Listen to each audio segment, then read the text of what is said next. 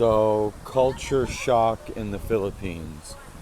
Um, I did a consultation earlier, and a guy was asking me about culture shock in the Philippines. Will he get it, etc., etc.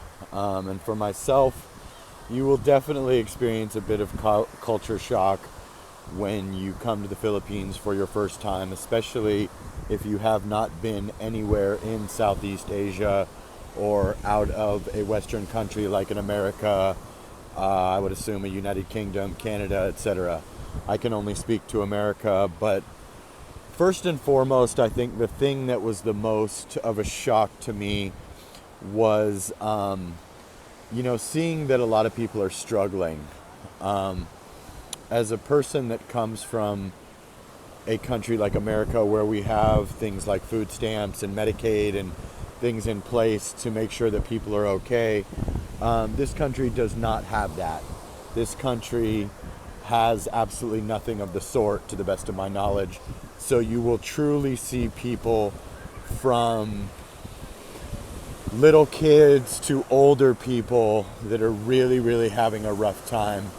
And I would be lying to you if I told you that that was not extremely depressing for someone like myself. And a lot of people, another friend of mine asked me earlier in my live stream, do you ever feel bad when you see the way that people are living? And I said, I do. And they said, and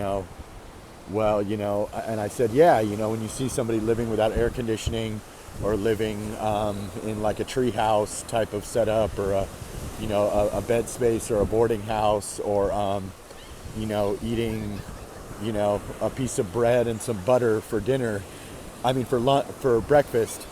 And I said, yeah, I do feel bad. However, as foreigners, assuming that we are monogamous and looking for one woman, you can basically only change one person's life.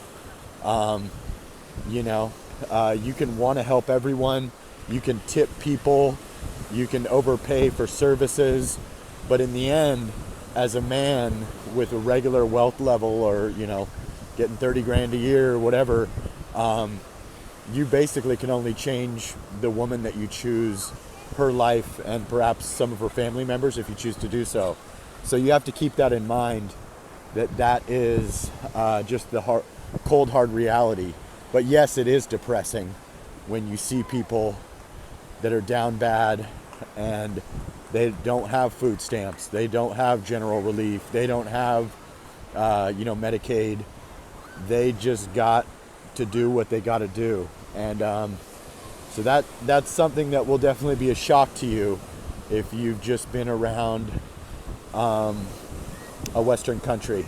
Now, another thing that you will notice is like a lot of stray dogs and cats that are essentially going hungry as well. And that will be kind of sad. What I do in Makati is I have a group of cats that I feed, and I did that in BGC as well. There'll be a tremendous amount of stray cats for being a rich area of the Philippines, and I'm not sure what that's about or how that happened, but I do my part to feed them. Now, another thing that will be shocking to you will be the pay. Like I went to go have my condo cleaned in Bonifacio Global City to gig when I was first living there, and I went to book it and it was 349 pesos. I think it is now raised to 399. That's like $6 or something, or $7 now. That seems almost criminal or like really weird. And you can obviously pay them double, or you can pay them whatever you want. And yeah, that definitely feels weird and like a bit of a shock at times. So you will definitely notice that. But another thing will be you'll see 4 people on a scooter with no headlight on. You know what I mean? Dogs running in the street. People driving down the wrong side of the road.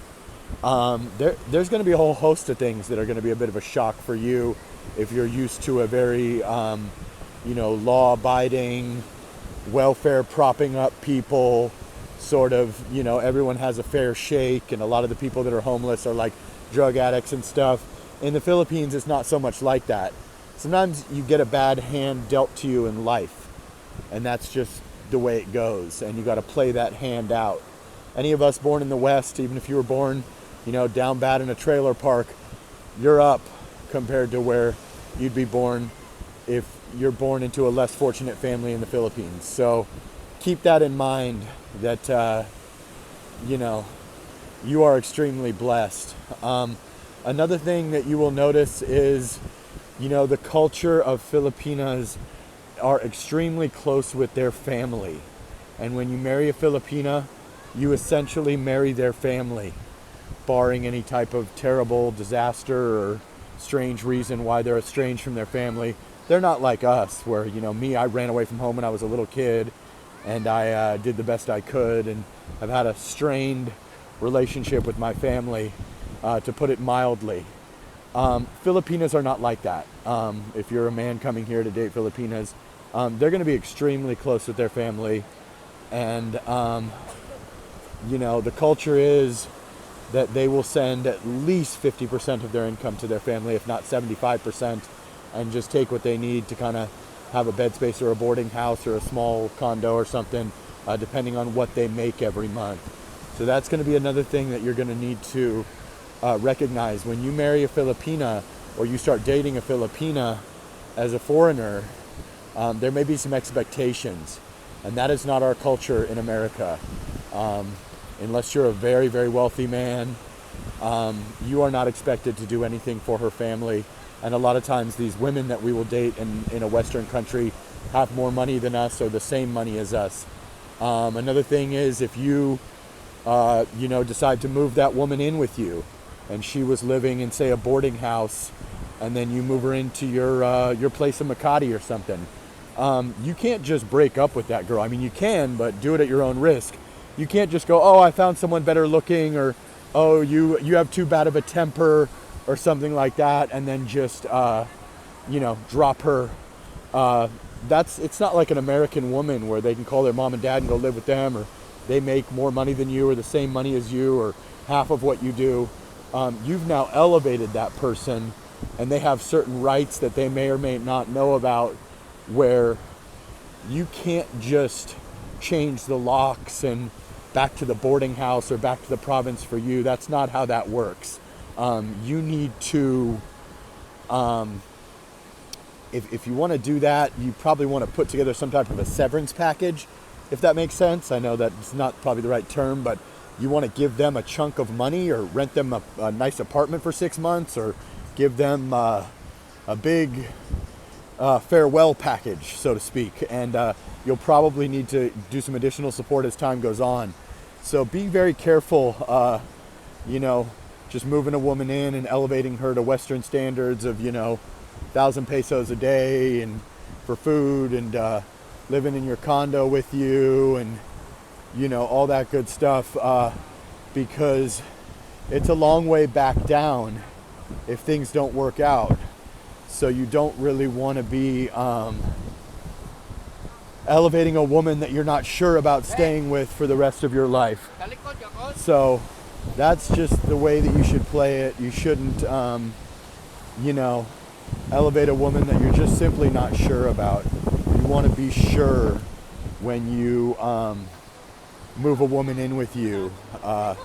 You're essentially getting married without the paperwork almost, and you're going to be more than likely responsible for everything for that woman, as far as food and paying all the bills, and maybe making sure everything's okay, essentially. So just keep that in mind. And there is quite a bit of culture shock that comes with the Philippines and places like the Philippines. So the answer to the consultation person's question was yes, and with an exclamation point. And there's probably many things I missed.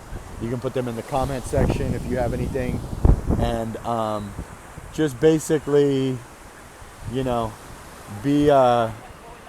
be mindful that you need to do a 30-day discovery trip and feel these shocks of the humidity, of the customer service, of the milk, of the, seeing a lot of poverty around, and just the all-around changes that you will notice in the Philippines. So I just wanted to do that video on culture shock. Again, if you have any other things that you think I should add, let me know. And like, comment, subscribe, share the video, and sana all.